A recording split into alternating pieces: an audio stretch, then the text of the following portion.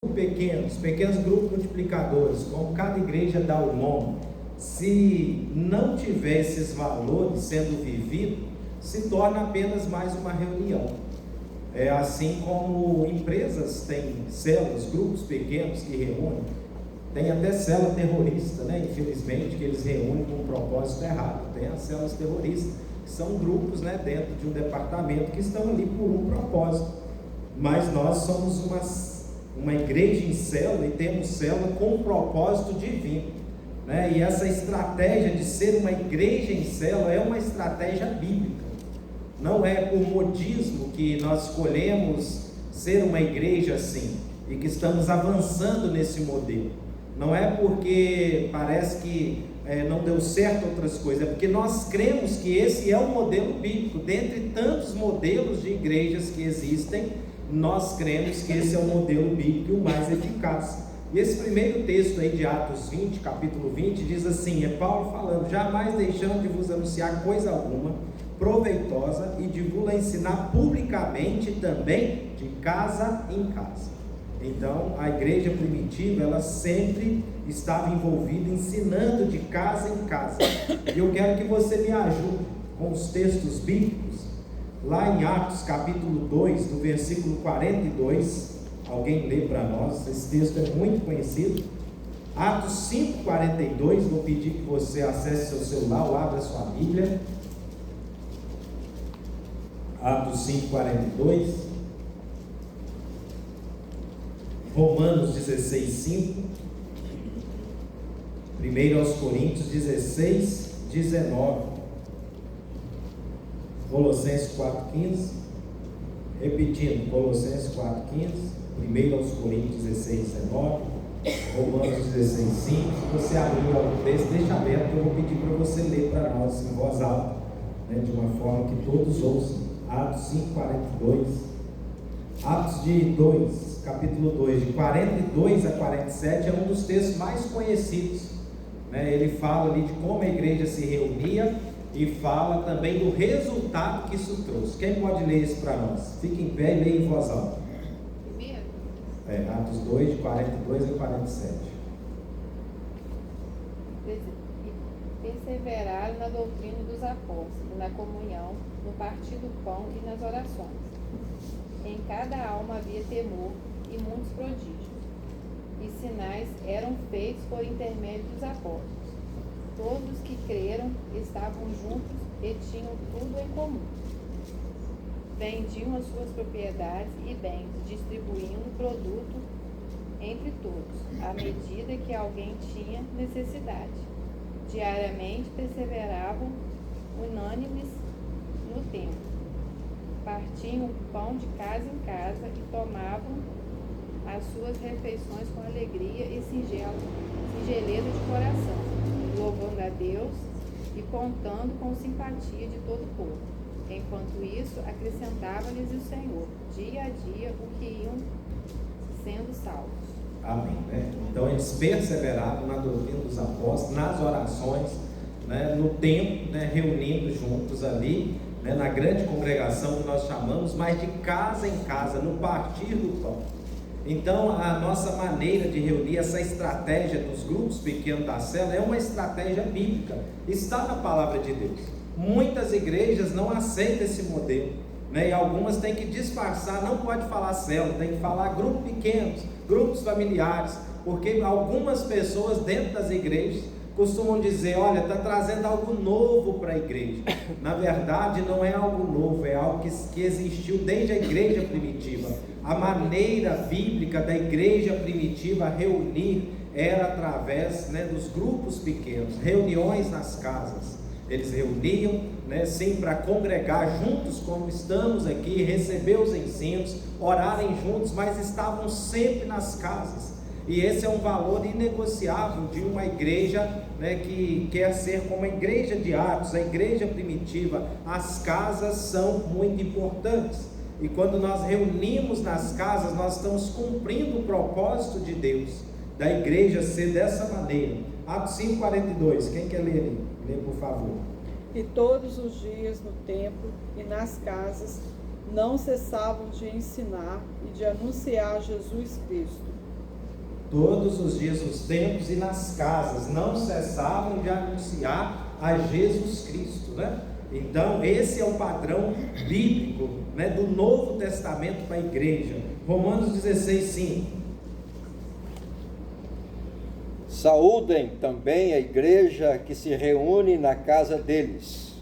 Saúdem meu amado irmão Epêneto, que foi o primeiro convertido a Cristo na província da Ásia.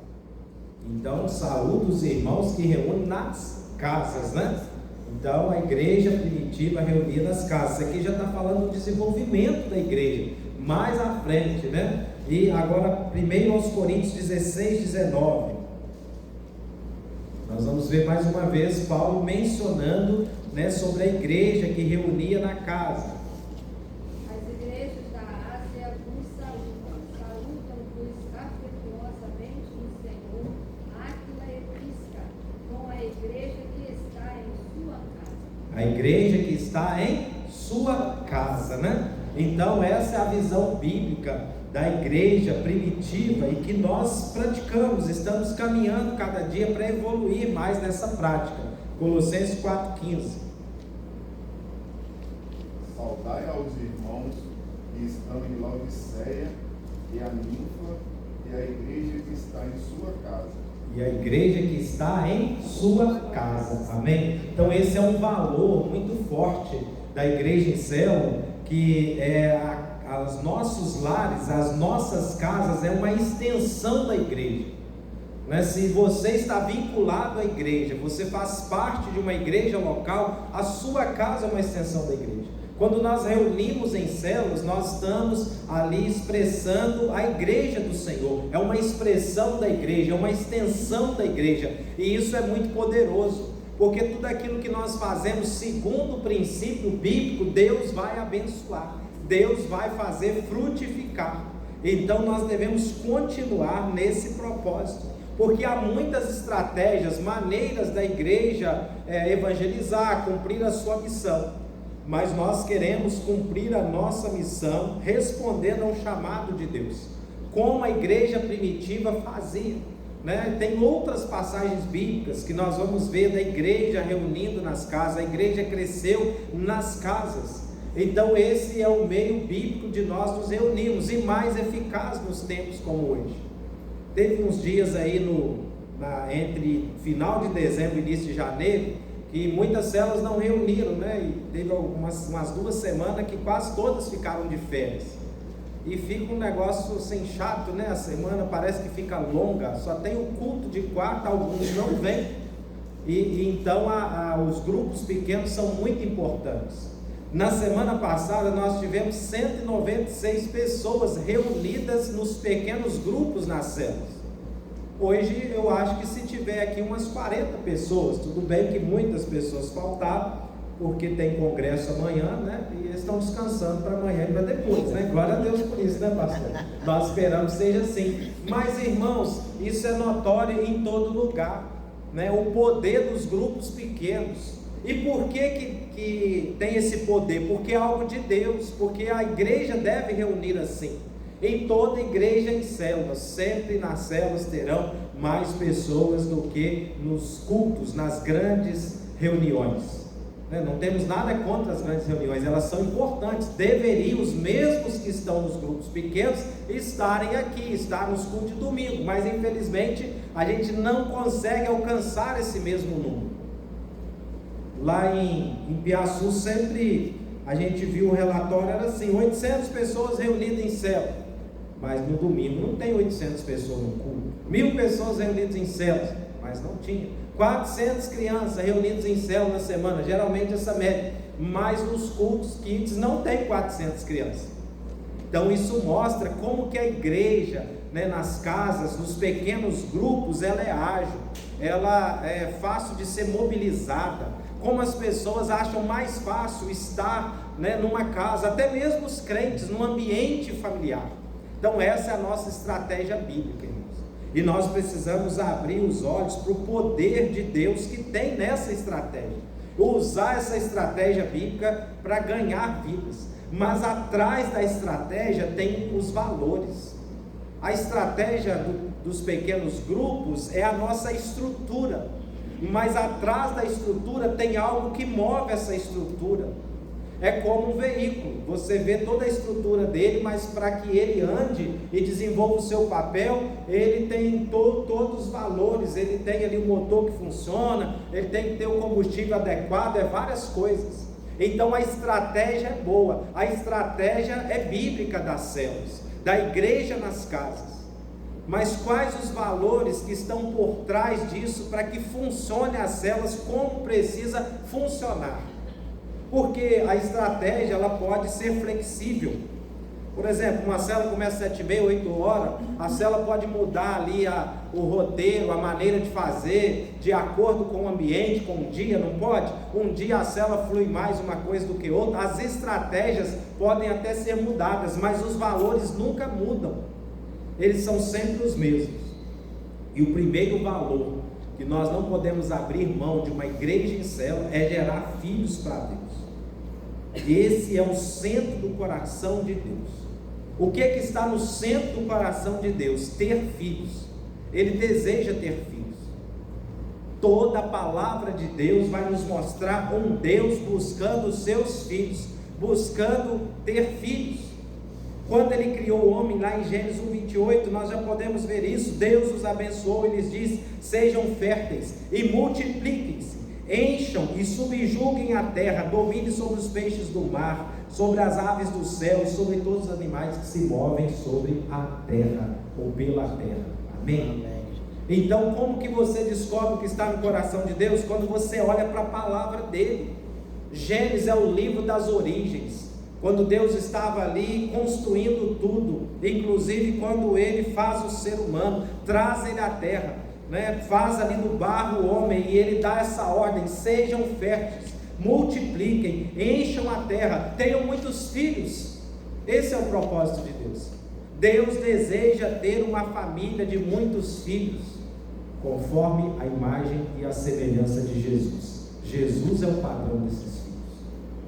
Então, se nós formos uma igreja em células, tivermos lá as nossas reuniões nos lares, mas se a gente não tiver em foco esse valor, nós estamos desperdiçando a estratégia e a estrutura poderosa que Deus nos deu, ou nós não estamos atingindo o objetivo completo. Atingimos vários objetivos, tem outros valores, mas um dos valores de uma igreja em célula é gerar filhos para Deus. Desde a eternidade, Deus sempre quis ter filhos. Quando Deus criou o homem, Ele criou conforme a sua imagem e semelhança, porque Deus queria ser expresso na terra através da sua família, que seriam seus filhos. Se Adão e Eva tivessem filhos antes do pecado, seriam parecidos conforme Deus, conforme eles foram criados, sem pecado nenhum. Se eles comessem da árvore da vida antes de comer da árvore do conhecimento do bem e do mal, eles teriam alcançado esse objetivo, esse propósito de Deus. Mas nós sabemos que o homem pecou, mas o propósito de Deus não mudou. Deus continua desejando muitos filhos, e em Jesus Cristo Ele restaura essa imagem que Ele nos criou. A Bíblia fala lá em João que Jesus é o unigênito, Ele veio como unigênito, mas depois nós vamos ver lá em Romanos que agora Ele é o primogênito. Ele é o primeiro de muitos irmãos. Deus enviou Jesus para nos salvar e nos colocar dentro, agora colocar em nós, Ele mesmo dentro de nós, pelo Espírito Santo. Você agora é da mesma espécie de Deus. Quando você é salvo, agora você é uma semente para gerar outros salvos, para cumprir o propósito eterno. Assim como você planta uma semente de laranja e vai produzir laranja, nós somos filhos de Deus e nós vamos gerar o quê? Filhos de Deus, pregando o Evangelho. Esse é o propósito eterno de Deus. Deus deseja ter muitos filhos, Ele deseja ser uma família de muitos filhos. E o ponto central de uma igreja que tem uma visão celular é gerar filhos para o Senhor. Tudo que nós fizermos deve ser para gerar filhos, mas sempre vão estar diante de nós o fazer e o gerar. É muito mais fácil fazer algo para Deus do que gerar um filho, irmãos. Porque fazer algo para Deus, eu posso até conseguir. Por exemplo, tocar um violão, cantar, tocar um teclado, uns toca melhor, outros toca pior igual eu, mas toca, faz alguma coisa para Deus. Cantar, né? Vou cantar para Deus. Nós cantamos. E não precisa do louvor, precisa de quem toca, precisa. Mas esse não é o foco da nossa vida. Deus não nos chamou apenas para fazer algo para Ele. Vamos fazer programação na igreja, vamos fazer festa. Podemos ter festa? Podemos, sempre com o intuito de gerar filhos, irmãos. Eu sempre gosto de dizer que igreja não é circo. Circo é lugar de entretenimento, agora igreja não. Mas tem igrejas que elas só ficam entretendo os crentes. Cada dia uma novidade, é um programa diferente, né? É alguém diferente que traz, é um modelo diferente. Eles perdem esse valor de gerar filhos. E essa questão do fazer, isso é algo que já está lá na Bíblia, desde o início. A Bíblia nos fala sobre a geração de Caim. Caim matou Abel, nós sabemos disso. E a geração dele é tipificada na Bíblia pela mentalidade do fazer. Se nós lermos Gênesis capítulo 4, do versículos 17 ao 24, nós vamos ver isso. Abre para mim, pastor, fazendo um favor. Eu não estou projetando, porque senão não consigo projetar os slides aqui. Gênesis capítulo 4, 17 a 24, nós vamos ver essa ideia. A geração de Caim foi uma geração conhecida pelas grandes realizações materiais. Foram os melhores construtores de cidades. Foram aqueles que começaram a tocar instrumentos e fazer tantas coisas, criadores de gados. Pode ler, pastor, por favor. Caim teve relações com sua mulher e ela engravidou e deu à luz Enoque. Depois Caim fundou uma cidade, a qual deu o nome do seu filho Enoque. A Enoque nasceu Irade. Irade gerou a Meujael, e Meujael a Metusael, e Metusael a Lameque. Lameque tomou duas mulheres, uma chamava-se Ada e a outra Zilá. Ada deu à luz Jabal, que foi o pai daqueles que moram em tendas e criam rebanhos. O nome do irmão dele era Jubal, que foi o pai de todos que tocam harpa e flauta. Zilá também deu à luz um filho chamado Tubal-Caim, que fabricava todo tipo de ferramentas de bronze e de ferro. Tubal-Caim teve uma irmã chamada Naamá. Disse Lameque às suas duas mulheres, Ada e Zilá: ouçam-me, mulher de Lameque. Escutem minhas palavras. Eu matei um homem porque me feriu, e um menino porque me machucou. Se Caim é vingado 7 vezes, Lameque o será 77. Isso. Se você observar aí, você vai ver, foi pai dos tocadores de flauta, pai dos construtores de cidade. O que é isso? Foi os que começaram a fazer. Foram os primeiros na terra que fizeram isso. Eles eram pessoas inteligentes, não é verdade? É claro que a gente precisa de quem constrói e faz essas coisas. Mas quando se trata do reino de Deus, isso aqui fala de 2 modelos de igreja. Um modelo de igreja tem a mentalidade do fazer. São aquelas pessoas que são muito boas em si mesmo, que sempre estão fazendo algo para Deus. É igual a história do camarada que quis fazer um bolo de chocolate para apresentar para Deus. Gastou a vida dele fazendo aquele bolo. No final Deus falou: eu não gosto de bolo de chocolate. Perdeu todo o seu tempo. Então muitas vezes, se nós fizermos tantas coisas, tantas atividades, mas não gerarmos os filhos que Deus quer, nós também vamos ficar decepcionados um dia diante de Deus. Nós podemos tocar? Podemos, mas para gerar filhos. Nós podemos fazer eventos? Podemos, mas para gerar filhos também para o Senhor. Porque mesmo sendo uma igreja em célula, nós corremos o risco de entrar apenas no ativismo e tornar uma igreja com célula que foca mais nas programações do que no fato de buscar as pessoas, de relacionar, de estar mais próximo das pessoas para ganhar eles para Jesus. Então eles foram as pessoas importantes da época, ia sair nas capas dos jornais. Mas Deus não fala nada a respeito desse povo. Você não vai ver Deus falando que eles geraram nenhum filho. para Deus, eles não tiveram uma vida espiritual com Deus. Eu não posso gastar muito tempo aqui para entender isso, mas você pode estudar a Bíblia que você vai ver isso. Mas tem a geração de Sete, e esses falam de quem tem a mentalidade do Gerar. Se nós lermos aqui em Gênesis capítulo 5, do versículo 1 ao 32, você vai ver que fala assim: fulano nasceu e viveu tantos anos e gerou fulano e fulano, viveu mais tantos anos e gerou fulano e fulano, né? Até que chega no Enoque e fala: e Enoque andou com Deus, e Deus tomou ele para si. Ali falava de uma geração que tinha um relacionamento com Deus. Eles não foram criadores de gatos famosos, eles não foram construtores, nem tocadores famosos, mas eles fizeram algo que Deus queria. Eles geraram muitos filhos, porque Deus tinha mandado que eles gerassem muitos filhos. Esse é o foco nosso como igreja. Nós também somos chamados para gerar muitos filhos. As nossas células existem também para gerar muitos filhos. Na célula, irmãos, nós podemos levar as pessoas e devemos, porque ali ela vai ter oração, ela vai ter louvor, ela vai ter comunhão, estudo da palavra, é completo a célula.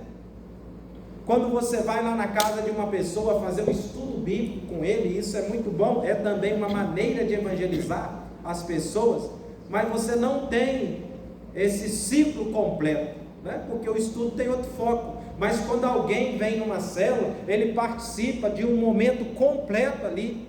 É um mini culto, vamos dizer assim, está acontecendo, mas às vezes nós, como igreja em células, não nos atentamos para isso, para o poder dos grupos pequenos para gerar filhos para Deus.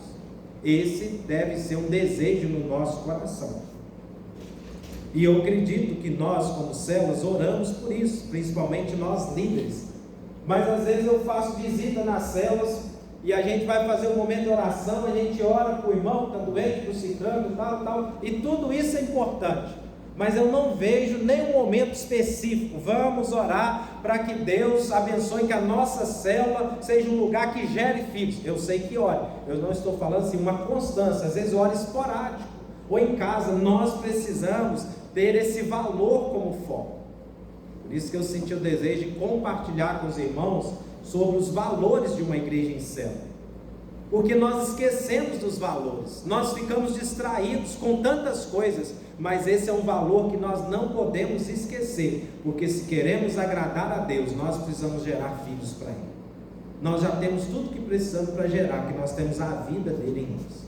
Deus depois ele chama Abraão, lá em Gênesis 12:2, diz assim: farei de você um grande povo, e o abençoarei, tornarei famoso o seu nome, e você será uma bênção. Deus chama Abraão para ser pai de multidões. Mais uma vez Deus enfatiza o desejo do coração dele de ter filhos.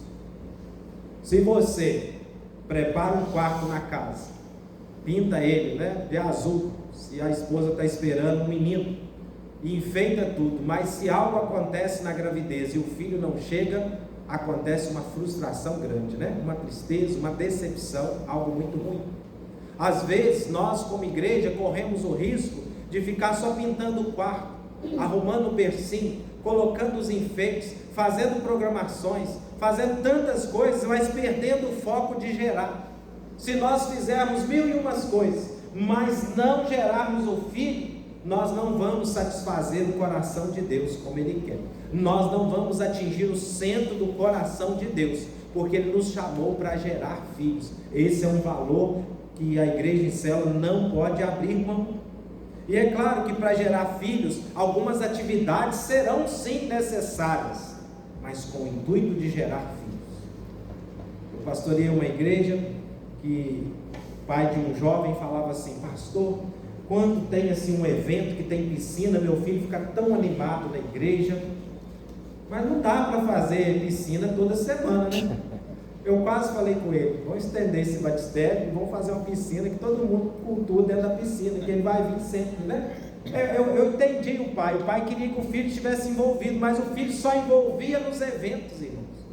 Então é claro que pode ter os eventos, é necessário, ainda mais quando se trata de adolescentes e jovens, mas a igreja, o maior atrativo da igreja não pode ser o evento, não pode ser o pregador tal que vem e que faz o que acontece, né? Tem que ser Jesus, irmãos, tem que ser a própria vida de Deus entre nós. Se alguém não se apaixonar por Jesus, não tem nada que satisfaz ele. Nós vimos o exemplo aqui do Simeon, que ele contou aqui para nós. Ele estava envolvido na droga, a droga fazia parte da vida dele, mas o dia que ele encontrou Jesus, ele encontrou algo que preencheu aquele vazio, e nunca mais ele foi para as drogas. O que nós precisamos como cristãos é de apresentar Cristo para as pessoas, porque Cristo preenche a nossa vida. Cristo é suficiente, nada mais vai nos preencher. Então a pregação do Evangelho tem que ser, né, que Cristo salva, que Ele não veio condenar, que Ele veio salvar, é mostrar o amor de Deus derramado na cruz, na cruz por Jesus, irmãos. Isso que faz a diferença, porque o maior desejo de Deus é ter filhos. O seu chamado e o meu é para gerar filhos. Nós precisamos orar por isso.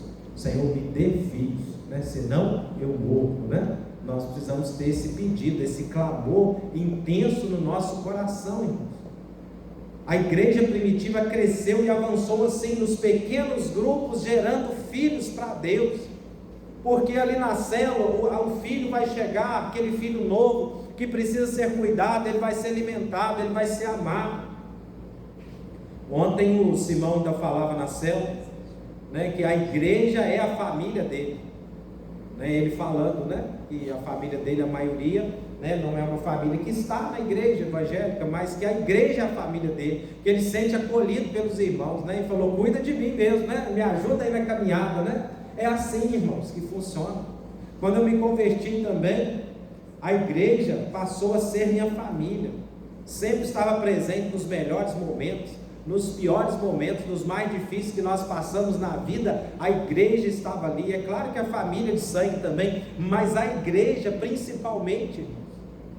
Então o Senhor nos leva a gerar filhos, e nós temos essa estratégia poderosa dos grupos pequenos, como igreja, das nossas células, para que esses filhos cresçam. Ali é o berço, onde os filhos vão crescer saudáveis, mas nós precisamos trazer esses filhos, nós precisamos buscar eles lá no mundo. O segundo princípio, para encerrar hoje, é que nós como igreja, nós queremos ser uma igreja de crentes vencedores. Mas tem crente derrotado, pastor? Só de ser crente já é um vencedor, né? Talvez é a primeira coisa que vem na sua mente. Na posição você já é um vencedor, todo crente é vencedor. Em Cristo nós somos mais que vencedores, mas talvez na experiência diária, muitos crentes ainda vivem uma vida de derrotado. Como assim?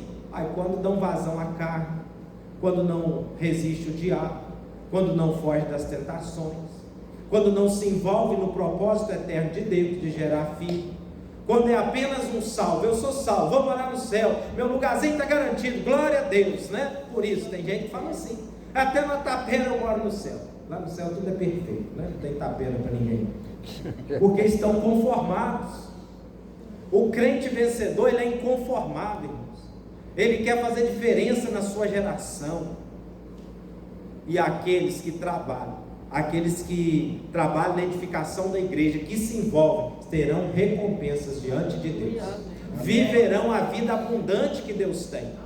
Há uma diferença de ser salvo, experimentar a abundância da vida, de conhecer os princípios espirituais, de saber lutar com as armas da fé, né? Como diz a palavra de Deus, né? Cingido, né? Com o capacete da salvação, cingido com o cinto da justiça, com os sapatos, ali conforme Paulo fala. Essas são as armas da nossa fé, irmãos.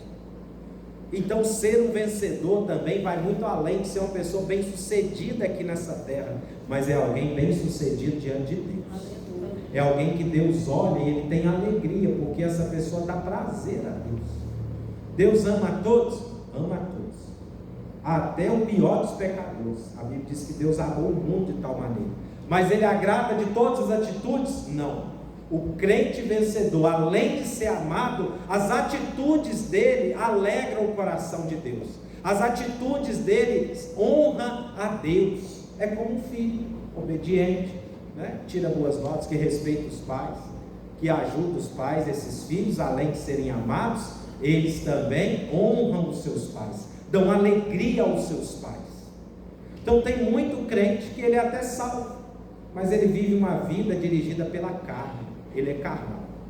E na igreja nós vamos conviver com esse grupo, os não salvos que estão na igreja, que nós não sabemos, os salvos que são espirituais, que é aqueles que são chamados, eu gosto de falar que são os vencedores, que dão resposta a Deus, né, que vivem a palavra, que buscam ser fiéis. Não é que eles são santos, perfeitos, eles erram também, mas eles querem mais de Deus, eles se envolvem. E os carnais, que são até salvos, mas vivem uma vida dirigida por eles mesmos, não tomam a cruz, não negam o eu, não renuncia, não chegaram ainda no nível de ser discípulos, são seguidores, outros multidão no meio da igreja.